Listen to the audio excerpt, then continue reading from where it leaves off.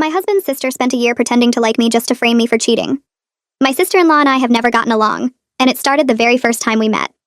When she found out I grew up poor, that my family moved between shelters when I was a kid, she looked at me like I was dirt on her shoe.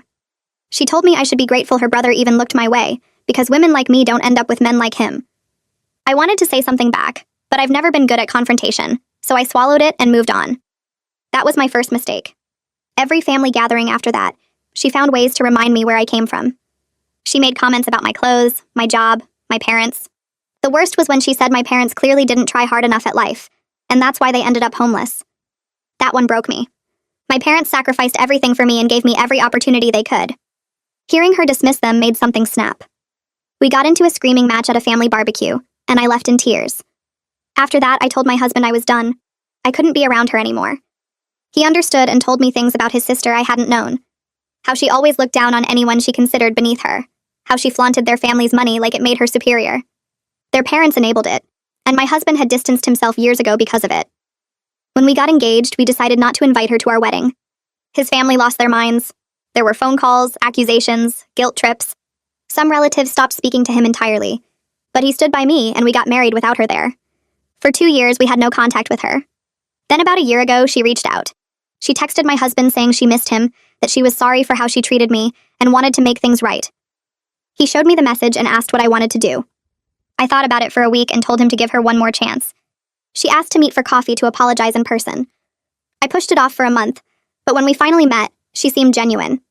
She apologized for every cruel thing she had said, admitted she had been entitled and wrong, and asked if we could start fresh. I told her we would never be close, but I could be civil. For the next year, things were fine. We saw each other at holidays, exchanged small talk, kept things polite. I started to believe she had changed. Then last week happened. I was home on my day off when my husband came through the door looking like someone had punched him. He didn't say hello. He just asked for my phone. I handed it over without hesitating, and he scrolled through it for 5 minutes while I stood there confused. When he looked up, he asked if I had anything I wanted to tell him. I had no idea what he meant. He showed me his phone. His sister had sent him a screenshot of a Tinder profile. My name, my photos, my city, a fully filled out profile saying I was looking to meet people. My heart stopped. I told him it wasn't real, that I had never made that profile, that someone was setting me up. He stared at me, and I could see him deciding whether to believe me. I grabbed my phone and showed him my app history, my download records, everything. There was no Tinder. There never had been. He believed me. We both knew who was behind it. My husband texted his sister saying he didn't buy it, that he needed more proof. Her response was defensive. She asked how he could be so naive when the profile was right in front of his face. She had nothing else. No messages, no matches, nothing beyond a profile she clearly created herself. I was shaking. A year of pretending to be my friend. A year of fake apologies and polite smiles. All a setup to destroy my marriage. My husband told me to wait before doing anything. He said he had something on her, something she would never want getting out. He told me about a video from years back. His sister, completely drunk at a party, squatting down and relieving herself feet away from a homeless man sleeping on the sidewalk while her friends laughed and recorded. My husband had a copy. He texted her saying he knew she faked the profile. He told her if she didn't admit everything, he would make sure everyone saw what kind of person she really was. She called immediately, sobbing and begging him not to share it. She confessed to everything. She said she still believed I wasn't good enough for her family, that she couldn't stand watching her brother happy with someone like me, and thought if she could prove I was unfaithful, he would finally leave. My husband screenshotted her confession and was about to send it to the family group chat when his phone rang again. It wasn't his sister this time. It was his mother. She said she already knew what happened because his sister had just called her crying. Then she said something that made my blood run cold. She told my husband that before he did anything drastic, there was something he needed to know about me, something his sister found during her little investigation that she hadn't shared with him yet. My hands won't stop shaking as I wait for her to keep talking. My husband squeezes my fingers tight and speaks into the phone with a voice I've never heard him use with his mother before. He tells her she has 30 seconds to say whatever she needs to say, and after that he's hanging up and blocking her number. The silence stretches out for what feels like forever. Then she starts talking again, and her voice sounds different now. All the fake sweetness is gone. She tells him that his sister found something during her investigation into me, something I never told him about. She says I was fired from a job 7 years ago for stealing money from the register. She claims his sister has all the paperwork proving I was fired for theft. My stomach drops. I feel like someone just punched all the air out of my lungs. The accusation is true on paper, but everything about it is wrong. I was 19 years old, working at a convenience store near my parents' apartment. My manager was stealing from the register every single shift and blaming it on the employees. He fired 3 of us in 1 month, all for the same reason, all with the same fake documentation. I never stole anything. My husband turns to look at me and I can see the question in his eyes. He asks me straight out if what his mother just said is true. His voice doesn't sound angry or accusing. It sounds confused. I nod and watch his face change. I start explaining as fast as I can. I tell him about being 19 and desperate for any job I could get. I tell him about the manager who would pocket money during every shift and then claim the drawer was short. I tell him about the 3 employees who got fired that month, all of us accused of the same thing. I tell him how the manager got caught 2 months later when someone finally installed cameras. I tell him how the police arrested him and cleared everyone he had blamed. I tell him I was never charged with anything because there was never any real evidence. My husband's mother cuts in before I can finish. She says it doesn't matter what the truth is. She says what matters is how it looks. She says I should have told her son about being fired for theft, even if the accusation was false. She says the fact that I hid it proves I have things to hide. She says maybe his sister was right to investigate me. She says where there's smoke, there's fire. My husband's response comes so fast it makes me jump. He tells his mother that a false accusation from 7 years ago means absolutely nothing. His voice gets louder as he keeps talking. He points out that I was a teenager making minimum wage trying to survive. He points out that his sister is a grown woman who spent a year pretending to be my friend, just so she could create a fake dating profile and try to destroy our marriage. He tells his mother there's no comparison between the 2 situations. I can hear his mother trying to interrupt, but he talks right over her. His mother changes her approach. Her voice gets soft and pleading. She begs him to really think about this. She asks him to consider that maybe I'm not who he thinks I am. She suggests that maybe his sister was just trying to protect him from someone with a past that raises questions. She says I might be using him for his money and his family's connections. She says he needs to be realistic about why someone like me would want to be with someone like him. Something inside me breaks open. I grab the phone from my husband's hand. I tell her I've had enough of her family's assumptions about me. I tell her that being poor doesn't make someone a criminal. I tell her that losing a minimum wage job as a teenager doesn't justify what her daughter did. I tell her that spending a year manipulating someone and creating fake evidence is actual criminal behavior, not some false accusation from years ago. I tell her that her daughter admitted everything, that we have the confession in writing, and that no amount of digging into my past changes what her daughter did. My husband takes the phone back and tells his mother the conversation is over. He says if she wants to keep making excuses for his sister and attacking me, that's her choice. He says we won't be part of it anymore. He says we're done with people who think money makes them better than everyone else. His mother makes one final attempt. She says if we cut them off, we'll regret it. She says we'll need family support eventually, and we'll be sorry we burned these bridges. She says family is supposed to stick together no matter what. My husband tells her we already have family support from people who actually respect us. He tells her his sister can keep her fake apologies, and his mother can keep her classist judgments. Then he ends the call. After hanging up, my husband sets his phone down on the coffee table and we both just sit there. The silence feels heavy and thick. I can hear the clock ticking in the kitchen and the sound of cars passing outside our window. My hands are still shaking from the conversation. He reaches over and takes my hand in his. His palm feels warm and solid against mine. He looks at me and tells me he's sorry. He says he's ashamed of how his family treats me, that he should have shut it down more forcefully years ago instead of just keeping distance. His voice cracks a little when he says it. I squeeze his hand back because I don't know what else to do. My throat feels tight and I'm afraid if I try to talk I'll start crying. He keeps going, saying he knew his mother enabled his sister, but he didn't realize how deep it went until tonight. He thought giving them space and setting boundaries would be enough. He was wrong. I finally find my voice and tell him about the convenience store job. The words come out slow at first, then faster as I explain everything. I tell him I was 19 and working minimum wage, that my manager was stealing from the register and blaming employees when the money came up short. I explain how I was one of 3 people fired that month, how scared I was because I needed that job to help pay rent. I tell him about the police investigation that happened 2 months later, how they arrested the manager and cleared all of us.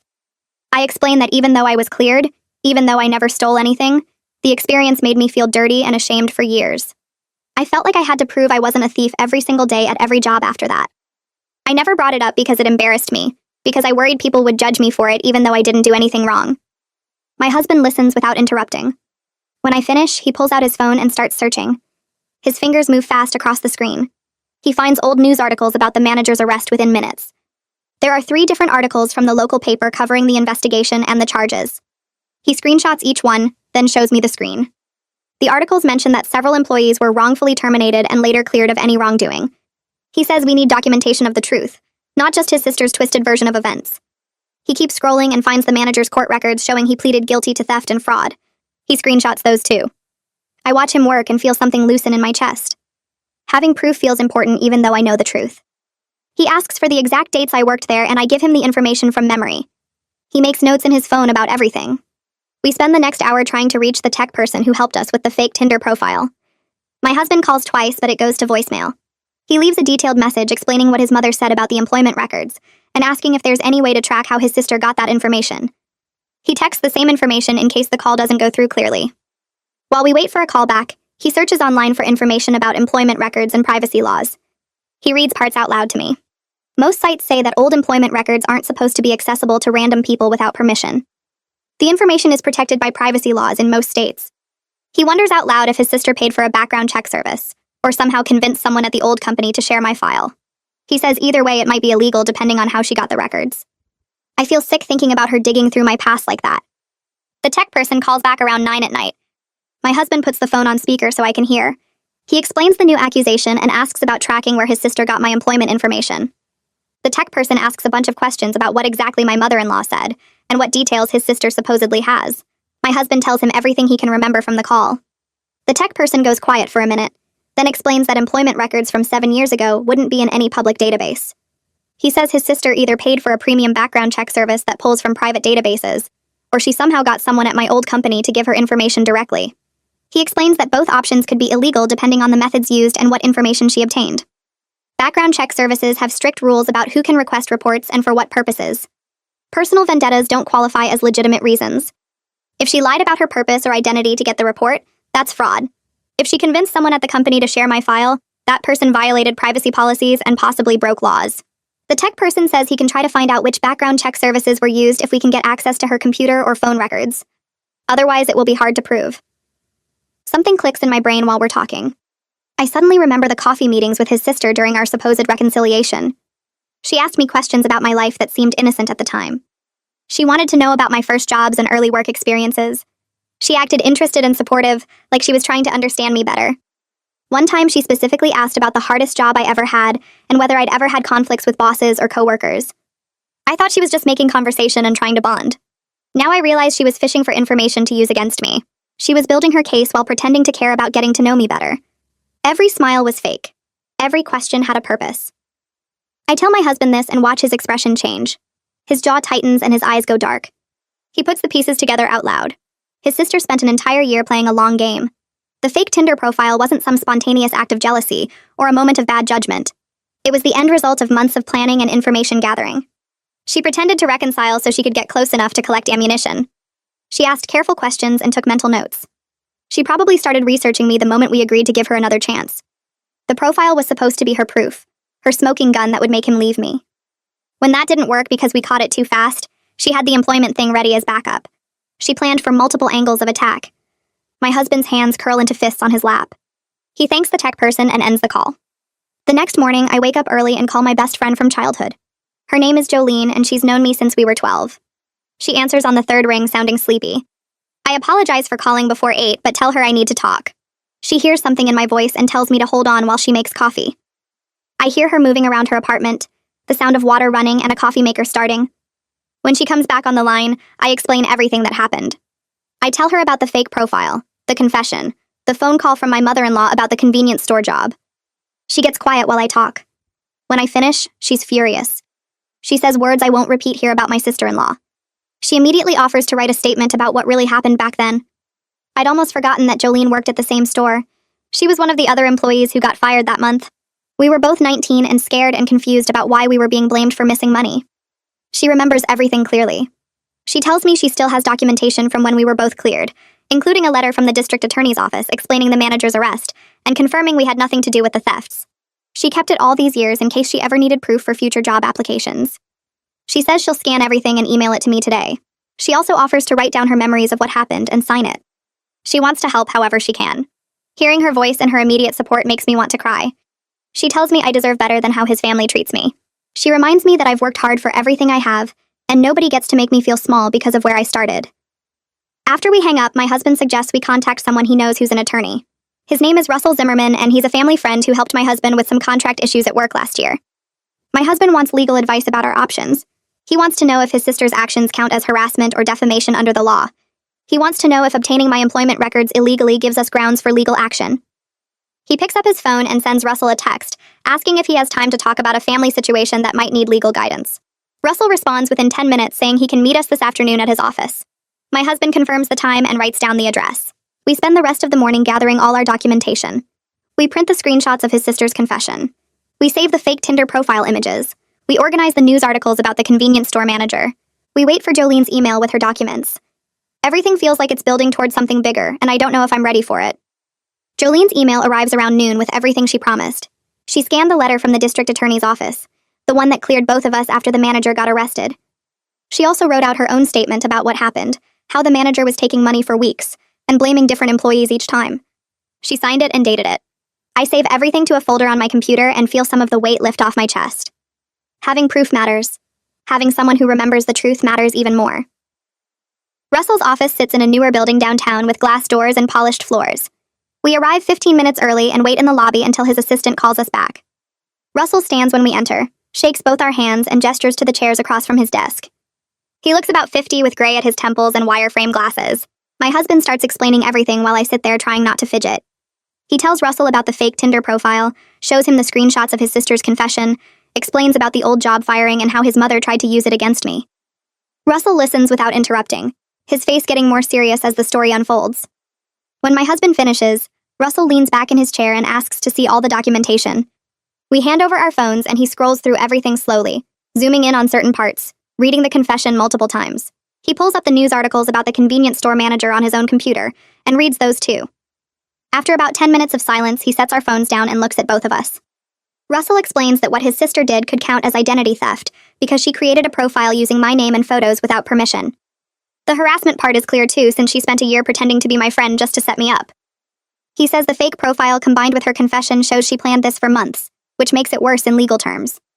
The employment records are trickier because we don't know exactly how she got them, but if she paid someone at my old company to share private information, or if she accessed records she wasn't supposed to see, that could be illegal too. He writes notes while he talks, underlining certain phrases. My husband asks what our options are. Russell says we could file a police report for identity theft and let them investigate. We could also sue his sister for damages if we wanted to go that route. But then he stops, and his expression changes. Russell warns us that taking legal action against family gets messy fast.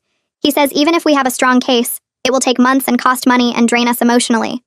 Court dates, depositions, lawyers, all of it becomes this weight you carry around.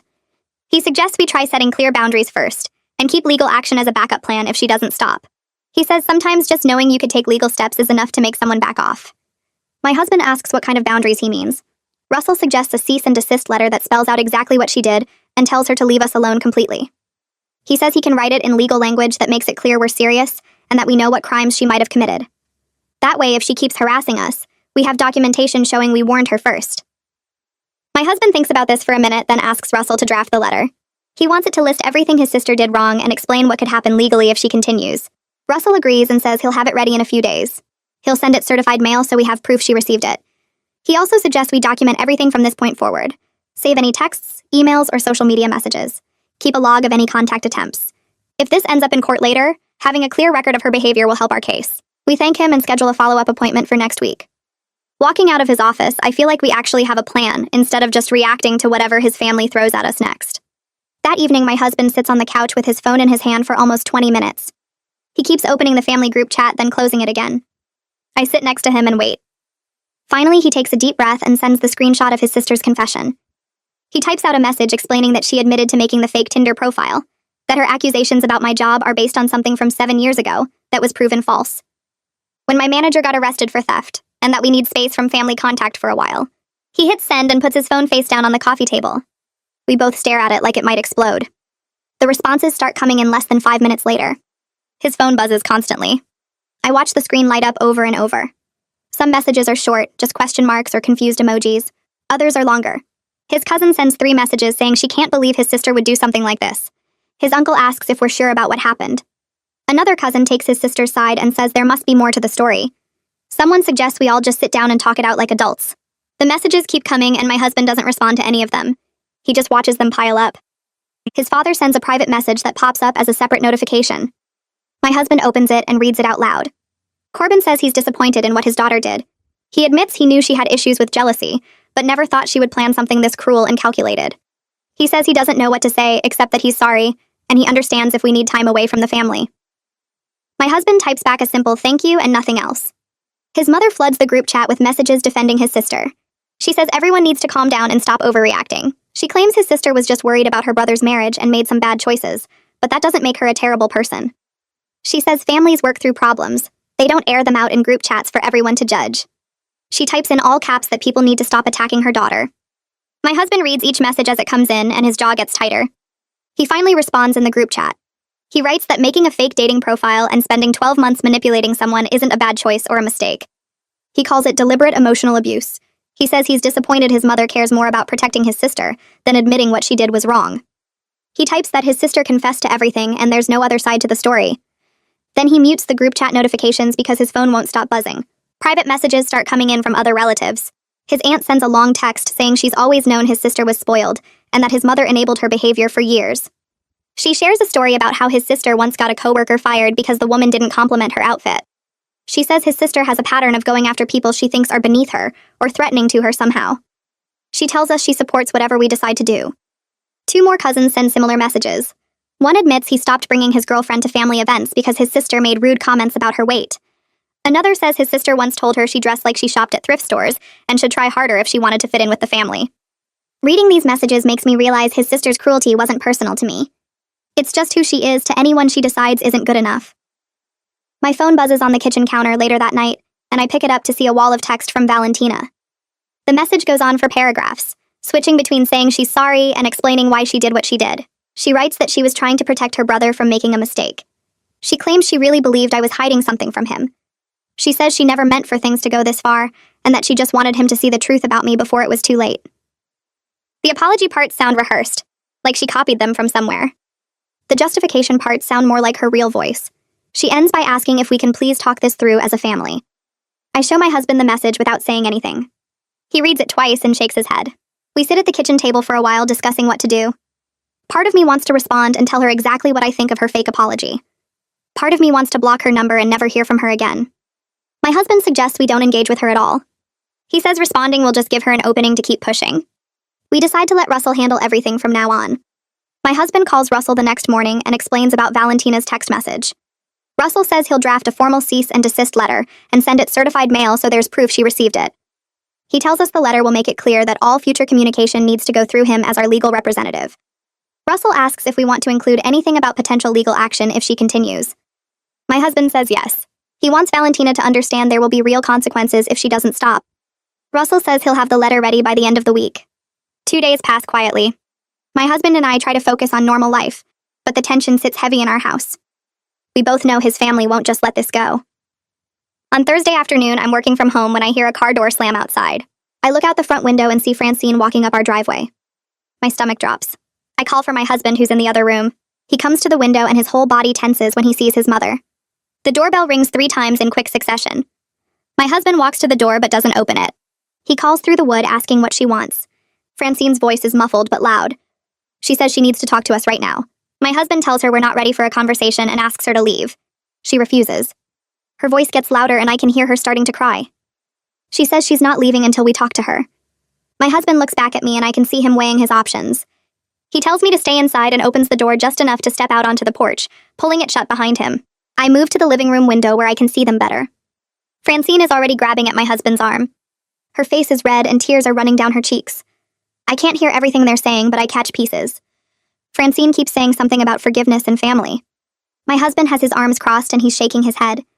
Francine gets more upset and starts gesturing wildly. She points at the house, probably meaning me.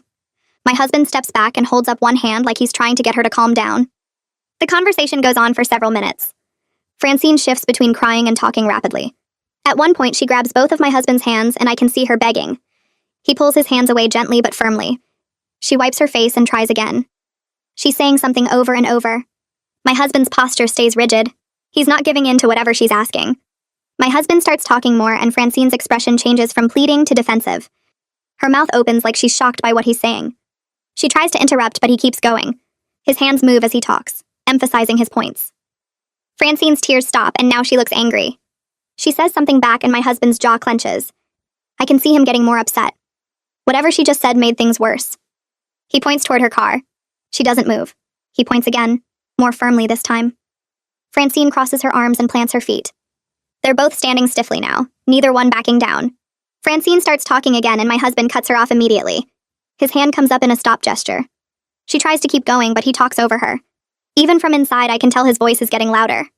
Francine's face goes from angry to hurt. She says something else and my husband takes a step back like she just hit him. He responds with what looks like one word. No, Francine reaches for him again and he moves further away. He points at her car one more time. This time his whole arm extends and his finger stabs toward the driveway. Francine stands there for a moment looking at him. Then she turns and walks quickly to her car. She gets in and sits there for a minute before starting the engine. My husband stays on the porch watching until she drives away. When he comes back inside, his hands are shaking. He goes straight to the kitchen and gets a glass of water. I follow him and wait for him to be ready to talk. He drinks the whole glass before setting it down on the counter. He tells me his mother begged him to forgive Valentina and give her another chance. She kept saying family should stick together no matter what happens. She said Valentina made a mistake, but she's still his sister and cutting her off is too extreme. My husband told her that family loyalty doesn't mean accepting abuse and manipulation. He explained that what Valentina did wasn't a mistake or a misunderstanding. It was a deliberate campaign that took a whole year to plan and execute. He said that has to have consequences or she'll just do it again. Francine didn't want to hear that. She kept insisting we were overreacting and that families work through problems. My husband told her we are working through it by setting boundaries and protecting ourselves. Then Francine brought up my employment history again. She suggested maybe Valentina's concerns weren't completely wrong. My husband says he cut her off immediately. He told her that bringing up false accusations from 7 years ago proves she's more interested in defending Valentina than understanding the real problem. He said if she can't see the difference between being wrongfully accused as a teenager and deliberately framing someone for cheating, then she's part of the problem. That's when Francine got really upset. My husband tells me he gave her a choice. He said she needs to leave and think seriously about whether she wants to enable Valentina's behavior or have a relationship with us. He told her the choice is hers, but we won't accept being treated this way anymore. Then he asked her to leave. My husband sits down at the kitchen table and puts his head in his hands. He looks exhausted. He says this is harder than he expected. He admits he loves his family, but he can't ignore how they've treated me. He's struggling with the guilt of choosing between his wife and his mother. I can see how much this is costing him. His family has been part of his whole life, and now he's having to cut them off. I sit down next to him and tell him we should find a family therapist. Someone who can help us figure out how to handle these boundaries and process everything that's happening. He looks up at me and nods slowly. He says he thinks he needs professional guidance on how to maintain his own mental health while dealing with his family's problems. He admits he doesn't know how to do this on his own. I spend that evening searching for therapists who work with family conflict and toxic relationships. I find several options and narrow it down to 3 who have good reviews and experience with situations like ours. My husband and I go through them together and pick one whose approach seems like the best fit. I call the next morning and explain our situation briefly to the receptionist.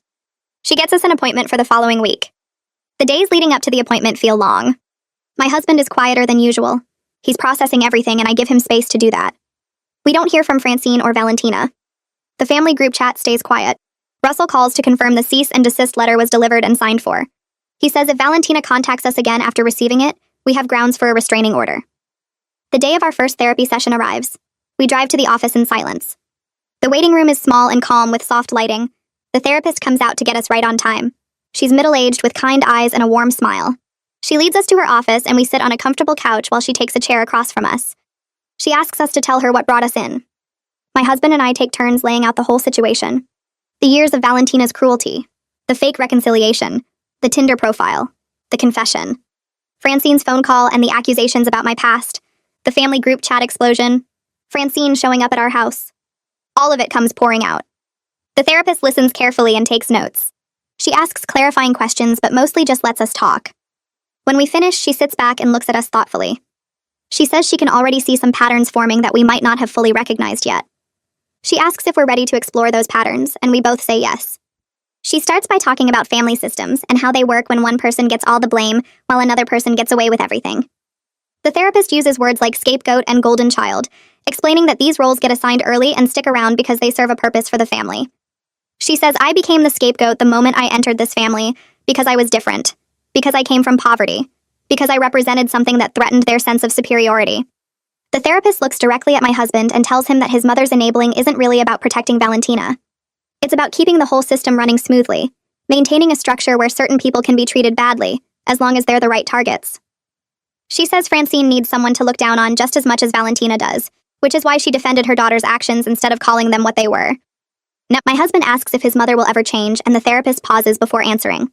She explains that change is possible, but requires Francine to examine beliefs she's held her entire life, to admit that wealth doesn't make her better than anyone else, and that's incredibly hard work most people avoid. The therapist helps us create a list of boundaries we can actually enforce. We write down that we're willing to see family members who treat us with respect, but we won't attend events where Valentina will be present until she demonstrates real change over time. We decide that if anyone makes comments about my background, we leave immediately without explanation or argument. We agree that our home is a safe space, and anyone who violates that loses the privilege of being invited back. 2 days later, my husband's phone rings during dinner. It's his father asking to meet for lunch, just the two of them. My husband looks at me and I nod, telling him I think he should go. The next afternoon, my husband drives to meet Corbin at a restaurant downtown. When he comes home 3 hours later, he looks tired but less angry than he's been in weeks. He sits down and tells me everything. Corbin admitted that he's watched Valentina act entitled and cruel for years without doing enough to stop it. He said he always told himself she would grow out of it, that it was just a phase. But he knows now that his silence made things worse. My husband says his father actually apologized for not standing up for me earlier, for letting Francine and Valentina make me feel unwelcome in the family. Corbin told him that he's been having serious talks with Francine about her part in all this. She's defensive and keeps trying to minimize what happened, but Corbin thinks she's starting to understand that this isn't something she can smooth over with time. He asked my husband what it would take for us to consider fixing things with the family. My husband tells me he laid out exactly what we need. First, a real apology from Valentina that doesn't make excuses or try to justify what she did. Second, Francine has to admit she enabled bad behavior and take responsibility for that. Third, the whole family needs to commit to treating me with respect, no matter where I came from or how much money my parents had. Corbin didn't promise anything but said he would work on it. The next few weeks pass quietly. We stay in touch with Corbin through occasional texts and one more lunch meeting. A couple of my husband's aunts and uncles reach out privately to say they support us and think we're handling this the right way. The family group chat that exploded with messages after the Tinder incident has gone silent. It seems like everyone finally understands this isn't going to be fixed with a quick conversation and some forced apologies. My mother calls one evening and invites us over for dinner on Saturday. We haven't seen my parents much during all this chaos, and I realize I've been avoiding them because I felt ashamed that my husband's family thinks so little of where I come from. When we arrive at their small house on Saturday, my mother hugs me tight and my father shakes my husband's hand. We sit around their kitchen table eating the same simple food I grew up with, and my mother tells me she's proud of how I'm standing up for myself. She says she knows it's not easy, that she raised me to be polite and avoid conflict, but sometimes you have to fight for your own dignity. My father looks at my husband and says he's glad I married someone who actually values me, someone who doesn't care that we lived in shelters when I was little, or that we struggled to make ends meet. After dinner, my parents and I sit on their back porch while my husband helps with dishes inside. My mother asks how I'm really doing, and something breaks open inside me. I tell her about the shame I've carried for years, how I've always felt like I had to prove I was good enough, like my poverty was something I needed to apologize for. I tell her about every cruel comment Valentina made, every time Francine looked at me like I was beneath them, every moment I felt small and worthless because I didn't grow up with money. My mother takes my hand and reminds me that she and my father worked every day of their lives, that they loved me and gave me every opportunity they could manage. She says that's what matters, not the opinions of people who think bank accounts determine someone's worth. My father adds that they're not ashamed of how we lived, and I shouldn't be either. He says they did the best they could with what they had, and that's more than a lot of wealthy people can say. Sitting there with my parents, I realized something that should have been obvious all along. I've been carrying Valentina and Francine's judgments around like they were facts, like their opinion of me was somehow true. I've spent years trying to prove I'm good enough for this family, instead of recognizing that their standards were garbage from the start. My worth isn't determined by my parents' income or whether we had stable housing when I was a kid. The problem was never me or my background. The problem was always their snobbery, their need to feel superior, their inability to see value in anything that doesn't come with a price tag. 3 weeks after the initial confrontation with Valentina, my husband's phone rings. It's Russell calling with an update. He tells us that Valentina violated the cease and desist letter by creating a fake social media account to monitor our posts. The private investigator we hired has been watching for exactly this kind of thing, and he documented everything. He tracked the account through IP addresses and posting patterns that link directly back to Valentina. My husband picks up his phone and calls Russell right away. His voice is flat when he tells Russell to prepare a formal harassment lawsuit against Valentina. He's done with warnings and second chances. He explains about the fake social media account, how the private investigator documented everything, how Valentina can't seem to stop herself from trying to interfere in our lives. Russell says he'll draft the paperwork and have it ready to file by the end of the week. My husband thanks him and hangs up. He looks exhausted, like this whole situation has drained something essential out of him. I tell him I support whatever he needs to do, that I'm tired of living under constant surveillance from someone who claims to want reconciliation. He nods and pulls me close, and we sit there on the couch not saying anything for a long time. The next morning, my husband's phone rings while we're eating breakfast. It's Corbin. My husband puts it on speaker, and Corbin's voice comes through sounding panicked and desperate. He begs us to hold off on the lawsuit, says Valentina has agreed to go to therapy, that she wants to write us a real apology this time. Corbin explains that Valentina broke down crying after she found out we hired a private investigator, that she finally realized how serious this has become. He's asking for one more chance to handle this as a family before lawyers and courts get involved. My husband looks at me and I can see he's conflicted. Part of him wants to move forward with legal action because Valentina has proven she can't be trusted. But another part of him still cares about his family and wants to believe change is possible. He tells Corbin we'll think about it and call him back. After we hang up, my husband and I spend the rest of the morning going back and forth about what to do. We have a therapy appointment that afternoon, and we bring this new development to our therapist. She listens carefully as we explain Corbin's phone call and Valentina's supposed commitment to therapy. Our therapist asks us what we hope to gain from either option. Legal action would set clear consequences and protect us legally, but it would also burn bridges with my husband's family permanently.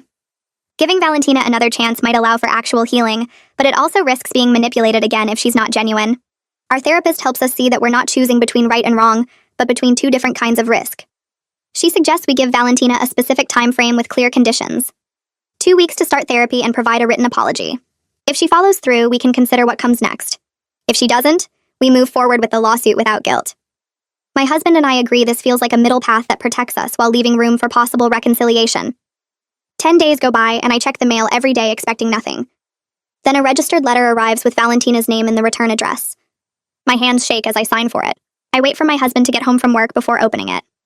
We sit at the kitchen table and he carefully tears open the envelope. The letter is 3 pages long, handwritten on nice paper. My husband reads the first paragraph out loud and then stops. His expression shifts from guarded to surprised. He hands me the letter and I start reading. Valentina acknowledges everything she did. The fake Tinder profile, the year of pretending to be my friend, the fake social media account to monitor us.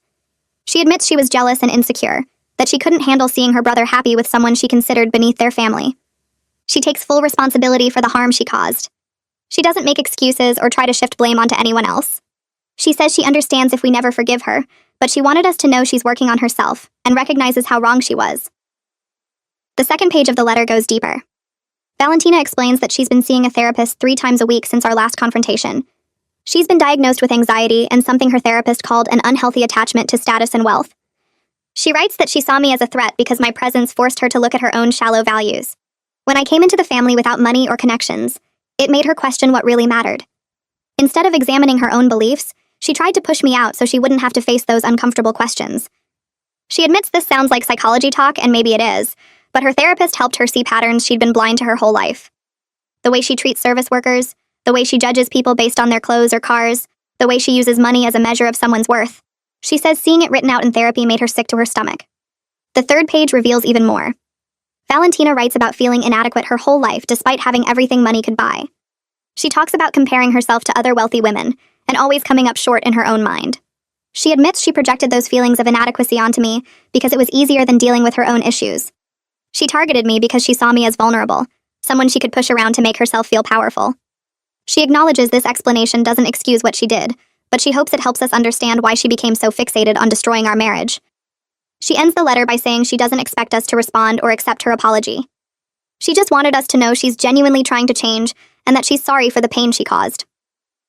My husband and I read the letter 3 more times that night. We keep looking for signs of manipulation, phrases that shift blame or make excuses. But the more we read it, the more genuine it seems. The next morning, we bring the letter to our therapy appointment. Our therapist reads it carefully and then goes back to certain paragraphs. She points out specific language that suggests real self-awareness. The way Valentina takes responsibility without qualifying it with but statements. The way she acknowledges the harm without making it about her own suffering. The way she gives us permission to not forgive her instead of demanding we accept her apology. Our therapist says this doesn't mean Valentina has completely changed, but it does suggest she's doing actual work on herself, rather than just trying to smooth things over. My husband and I spend the next few days discussing how to respond. We finally decide to write our own letter. We acknowledge Valentina's apology and tell her we appreciate the honesty. But we also make it clear that rebuilding trust will take a long time and consistent changed behavior. We outline specific boundaries. No unsolicited contact with us. No comments about my background or my family ever again. No interference in our marriage or our decisions.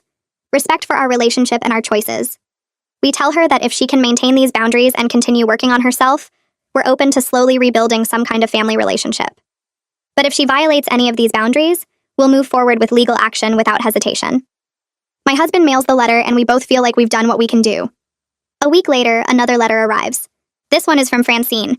It's shorter than Valentina's and less detailed, but it still surprises me. Francine admits she enabled Valentina's bad behavior because she didn't want to see her daughter as capable of cruelty. She writes that it was easier to blame me for being too sensitive than to acknowledge Valentina was being cruel on purpose. She says she started seeing a therapist too and working on her own issues around status and family loyalty. She doesn't ask for forgiveness, just says she's sorry and hopes we can find a path forward eventually. 2 days after Francine's letter arrives, Corbin calls again. This time his voice is calmer, more measured. He suggests a family meeting with our therapist present to discuss how we move forward. My husband asks what the ground rules would be. Corbin says he's been talking with Valentina's therapist and they both agree certain conditions need to be in place. No ambushing us with surprise family members, no ganging up on either of us. Everyone gets to speak without being interrupted. The focus stays on future boundaries, not rehashing the past. My husband tells Corbin we'll discuss it with our therapist and let him know. After the call ends, I realize something has shifted. We're not just reacting to Valentina's chaos anymore. We're setting the terms for how any reconciliation might happen, and that feels like progress. The family therapy session happens 2 weeks later in a small office with gray walls and comfortable chairs arranged in a circle. My husband and I arrive early and sit together while our therapist sets up. Valentina walks in 10 minutes later looking smaller than I've ever seen her, her eyes red and swollen. Francine and Corbin follow, along with my husband's aunt and uncle who asked to be there. Everyone settles into their seats and the therapist starts by explaining the ground rules. No interrupting, no attacking. Everyone speaks for themselves using I statements. The room feels thick with tension as Valentina clears her throat and begins talking. She admits to creating the fake Tinder profile and explains how she spent months planning it, gathering my photos, building the account slowly so it would look real. She describes the jealousy that ate at her every time she saw us together, how she convinced herself she was protecting her brother from someone unworthy. Her voice cracks when she talks about the year of fake friendship, how exhausting it was to pretend while hating me the whole time. Francine shifts in her seat but stays quiet. Valentina continues, talking about growing up with money and how it became her measure of worth, how she learned early that wealth meant superiority. She says she knows now how wrong that is, how therapy has shown her the damage those beliefs caused. My husband's aunt speaks up next, saying she's noticed the family's attitude about money for years. She talks about comments made at gatherings, little jokes about people who shop at certain stores or drive certain cars, remarks that always seemed harmless but added up to something ugly. Her husband nods and mentions a cousin who married someone from a working-class background and how the family treated them until they eventually divorced. The therapist asks me if I want to share my experience. My hands shake as I start talking about the years of small cuts, the comments about my clothes being from discount stores, the questions about whether my parents ever tried to better themselves. I describe the barbecue where Valentina said my parents didn't try hard enough at life, and how that moment broke something in me. I talk about other relatives making jokes about my used car, about someone asking if I knew how to use the fancy silverware at a formal dinner, about being treated like I should be grateful to be included in their world. Several relatives look shocked, and one of my husband's cousins actually gasps. Others look down at their hands or shift uncomfortably in their seats. My husband's uncle says he never realized how those comments sounded from my perspective. The therapist guides the conversation toward the bigger picture, asking the family to consider how their wealth has shaped their view of people without it. She talks about class prejudice and how it operates differently than other forms of discrimination, but causes real harm. She asks them to think about assumptions they make about people based on economic status, about whether they truly believe money makes someone more valuable as a person. Francine finally speaks, her voice tight with emotion. She admits she made excuses for Valentina because facing the truth meant admitting her daughter was capable of cruelty. She says she told herself I was too sensitive, that Valentina was just being honest, that family dynamics were complicated. She acknowledges now that she was wrong, that she enabled behavior she should have stopped years ago. The session lasts 2 hours and ends with the therapist giving everyone homework assignments about examining their own biases and practicing different ways of thinking about class and worth. Walking out to the parking lot, my husband squeezes my hand and tells me he's proud of me for speaking up. Over the following months, things slowly change.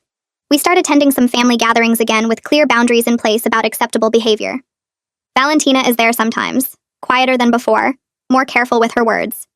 She doesn't try to hug me or force conversation, just nods politely and keeps her distance.